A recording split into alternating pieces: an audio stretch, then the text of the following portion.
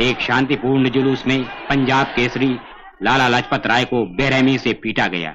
बाद में गहरे जख्मों ने उनकी जान ले ली।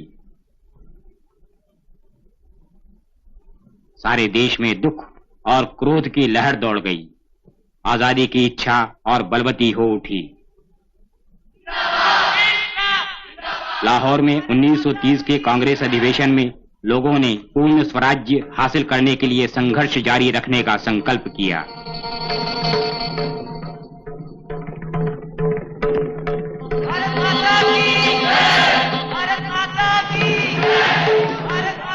पूर्ण स्वराज्य की मांग को अंग्रेजी हुकूमत ने ठुकरा दिया।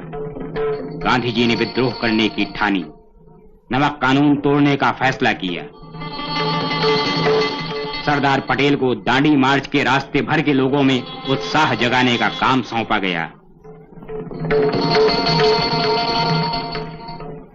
उन्हें रास में गिरफ्तार करके साबरमती जेल में ठूंस दिया गया। इसलिए वे गांधी जी की दांडी यात्रा में शरीक न हो सके।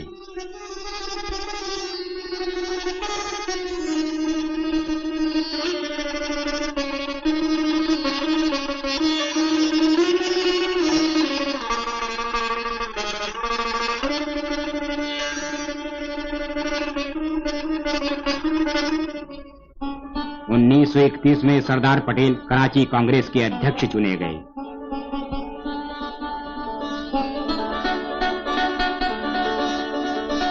उसी वर्ष गांधी जी गोलमेज सम्मेलन में शरीक होने लंदन गए। सम्मेलन सफल नहीं हुआ। इधर स्वदेश में किसानों पर ज्यादा अत्याचार होने लगा।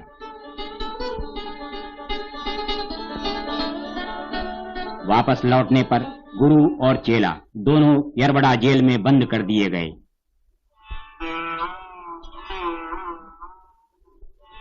जब जेल में उन्हें पता चला कि सरकार बारडोली आश्रम को बेच रही है, तो वल्लभ भाई ने हंसी हंसी में कहा, ठीक ही तो है, हमने भी तो उनकी जेलों पर कब्जा कर लिया है। सरदार पटेल बीमार थे, फिर भी वे हंसी मजाक से बाज नहीं आए।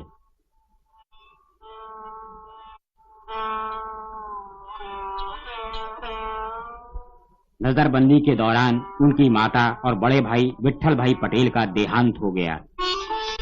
1936 में कांग्रेस ने प्रांतीय विधानमंडल के चुनाव लड़ने का फैसला किया। सरदार पटेल उम्मीदवार चुनने वाली उप समिति के अध्यक्ष बने। 10 प्रांतों में कांग्रेस की सरकार बनी। ये कांग्रेस की लोकप्रियता का प्रमाण था।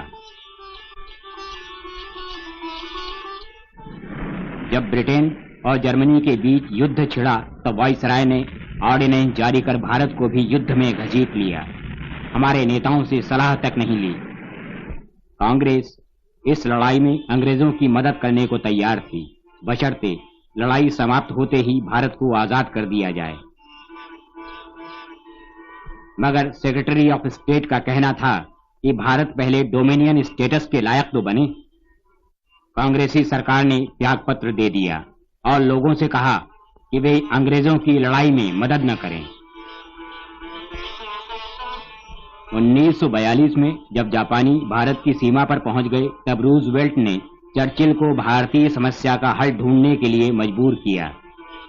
सर स्टेफर्ड क्रिप्स अंतरिम सरकार बनाने का प्रस्ताव लेकर आए और भविष्य में आजादी दिलाने का भरोसा दिलाया। कांग्रेस अंग्रेजों की चाल समझ गई। उसने प्रस्ताव को ठुकरा दिया।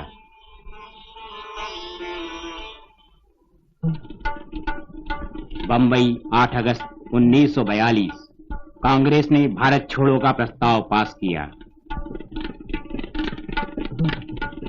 सरदार पटेल ने कहा, अब भारत किसी भी कीमत पर गुलामी बर्दाश्त नहीं करेगा। गांधी जी ने भारतीय दृष्टिकोण को सामने रखा। हमारी लड़ाई अंग्रेज लोगों से नहीं है, ये तो सरकारी नीतियों से है। उस रात देश के बड़े बड़े नेता गिरफ्तार कर लिए गए। सरदार पटेल को अहमदनगर किले में बंद कर दिया गया।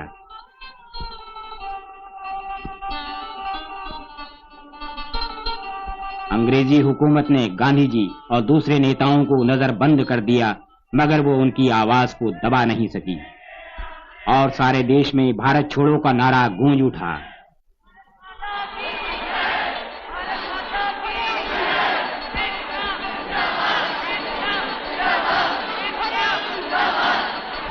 जनता के आंदोलन को दबाने की कोशिश की गई।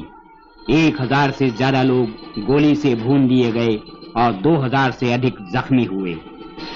1 लाख से ज्यादा जेलों में ठूंसे गए। इतिहास में कहीं भी इतनी बड़ी जनक्रांति की मिसाल नहीं मिलती।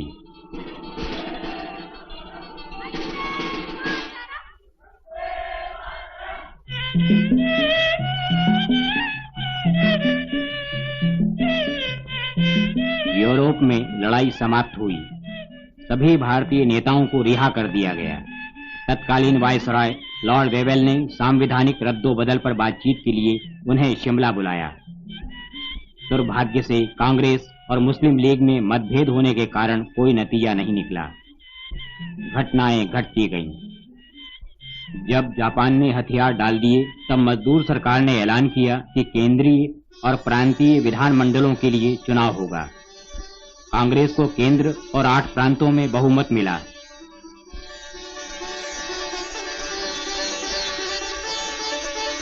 कैबिनेट मिशन आया। Lord Pethick Lawrence, sir Stafford Cripps और मिस्टर एवी अलेक्जेंडर सत्ता सौंपने के बारे में समझौता कराने आए।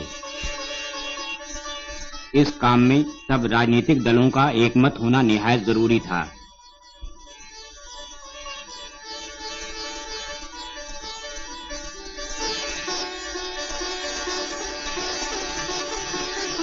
मगर मुस्लिम लीग और कांग्रेस का मतभेद मिट न सका। इसलिए कैबिनेट मिशन ने समस्या का हल सुझाया। संविधान सभा स्थापित हुई। जवाहरलाल नेहरू की अगुवाई में अंतरिम सरकार बनी। सरदार पटेल ने गृह सूचना एवं प्रसारण मंत्रालय संभाला।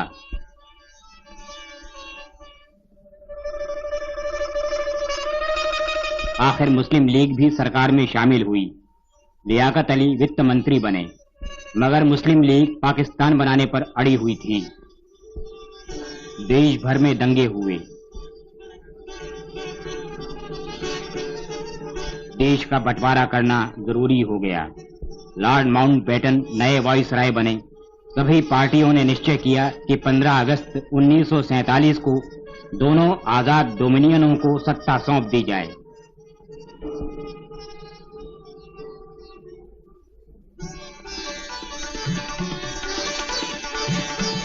स्वाधीन भारत की पहली सरकार में सरदार पटेल गृह मंत्री बने। उनके सामने कानून और व्यवस्था बनाए रखने तथा पाकिस्तान से बड़ी संख्या में आने वाले शरणार्थियों की गंभीर समस्या थी। सरदार ने कहा,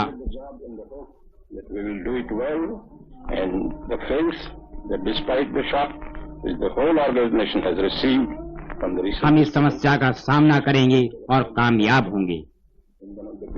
रेस्क्यू प्रोजेक्ट्स ऑफ हिस्ट्री। इसके बाद सरदार 500 देशी रजवाड़ों को भारतीय संघ में मिलाने के काम में जुट गए। लेकिन ये छोटे छोटे जो वाड़े हैं उससे बहुत नुकसान होता है, और जिस चीज से मुल्क को फायदा नहीं होता है इस चीज से आकर हमको खुद को भी नुकसान होता है। वो चीज हमें समझ के हमें जो हिंदुस्तान आज सदियों के बाद एक हुआ है और एक मौका मिला है और एक अवसर हमारे पास आया है, वो घुमाना नहीं चाहिए। देशी रजवाड़ों का भारतीय संघ में विलीनीकरण शायद सरदार पटेल की सबसे बड़ी कामयाबी थी।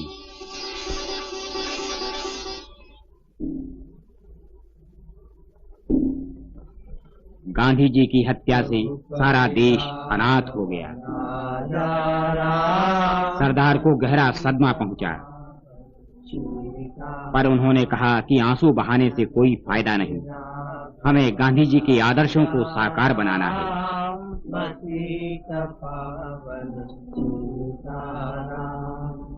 रघुपति राघव राजा राम, पतित पावन सीताराम। यद्यपि सरदार का स्वास्थ्य खराब था, फिर भी वे सारे देश का दौरा करते रहे। अपने आचरण से लोगों में लगन और अनुशासन की ज्योति जगाते रहे।